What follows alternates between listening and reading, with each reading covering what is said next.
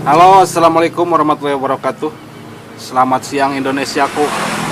Selamat berkarya masih di C2 Speed.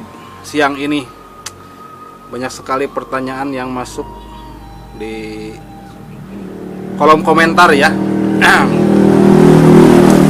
tentang silinder head dengan klep gede yang di plus atau dipendam atau plus-plusan, dan silinder head yang digeser sudutnya ya. Plus minusnya apa saja sih? Atau bagusnya, lebih bagus mana? Bagus yang dipendam atau bagus yang digeser sudutnya?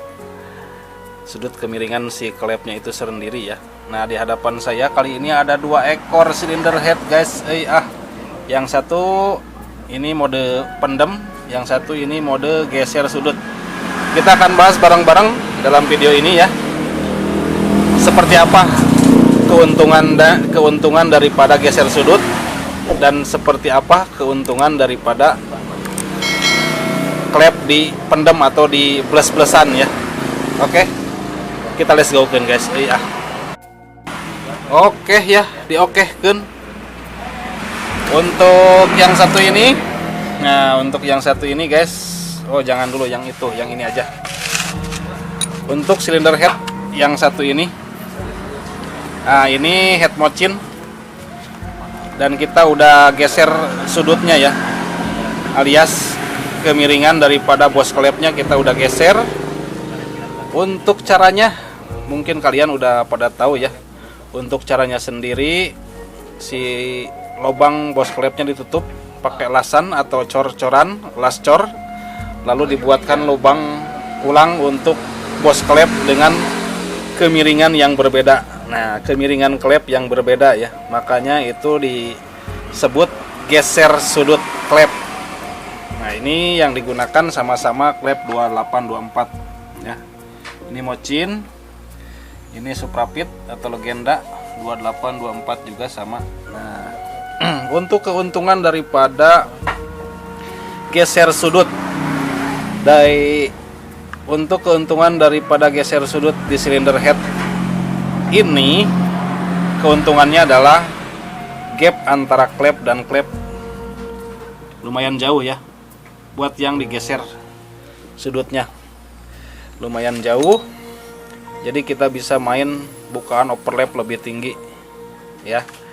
Itu keuntungan utamanya. Dan yang lebih sangat menguntungkannya itu rawan atau enggak rawan jebol ya, karena jarak dari ujung klep ke ujung klep rentan cukup jauh ya gapnya, makanya sangat menguntungkan sekali karena enggak rawan jebol atau enggak mudah mentok karena kemiringannya udah berbeda. Kurang lebih seperti itu. Untuk hasilnya tetap sama ya, untuk hasilnya tetap sama. Ini silinder headnya mocin, udah di porting, noken asnya juga udah dirobah. Nah, dari porting ini juga udah diedit. Nah, jadi kesimpulannya untuk silinder head yang digeser sudutnya itu punya kelebihan, kita bisa main noken as, overlapnya bisa lebih tinggi karena jarak dari ujung klep ke ujung klep pastinya bisa sangat jauh ya, karena sudutnya bergeser dan gak rawan jebol. Mungkin itu untuk versi saya ya, yang digeser sudutnya. Kita lanjut ke silinder head yang gak digeser sudutnya alias di blus atau dipendem. Untuk silinder head yang dipendem ini, nah, gap antara klep ke klep lumayan deket. Nah, seperti yang kalian lihat, lumayan deket ya. Ujung klep ke ujung klep jaraknya lumayan deket karena ini di blus-blusin atau dipendem, atau kurang lebih si bos klepnya dibikin lebih dalam supaya bisa masuk klep lebar. Untuk hasilnya pasti sama ya, bisa pakai 2824. Yang ini juga kan sama 2824, untuk hasilnya sama. Cuman untuk noken as tidak bisa lebih ekstrim dari yang digeser sudutnya, karena untuk yang di plus atau dipendam seperti ini, bukaan overlap terbatas dikarenakan jarak dari ujung klep ke ujung klep lumayan dekat. Jadi lebih menguntungkan yang digeser sudutnya. Tapi untuk yang dibles atau dipendam seperti ini juga bukan berarti tidak mempunyai keuntungan ya. Jelas hasilnya sama saja dengan yang digeser sudutnya, hanya saja perlu dikutip, hanya saja kita tidak bisa bermain bukan overlap yang lebih tinggi ya, karena keterbatasan jarak gap antara ujung klep ke ujung klep, dan jika dipaksakan akan rawan sekali jebol. Kurang lebih seperti itu. Jadi kesimpulannya, silinder head yang dibles atau dipendam klep gede itu kalau terlalu ekstrim noken asnya bisa rawan jebol. Untuk hasilnya sama saja, dan jarak dari ujung klep ke ujung klep lumayan dekat ya. Jadi kita harus benar-benar bisa mengolah atur bukan overlap daripada silinder head yang dipendam ini. Untuk hasilnya sama-sama bagus, cuma jika diukur dari keuntungan banyak di silinder head yang banyak digeser sudutnya ya, keuntungannya lebih banyak daripada silinder head yang dipendam klepnya ya. Nah, kurang lebih seperti itu. Oke. Dan ini baru jadi juga, udah di porting, cuman belum ada isi. Udah di porting, belum ada isinya juga. Diameternya tetap sama ya, 2824. Nah, 2824. Kalau misalkan ada yang mau, bisa langsung kontak di Instagram C2 Speed ya. Iya, ini payungnya 2824 batang 5.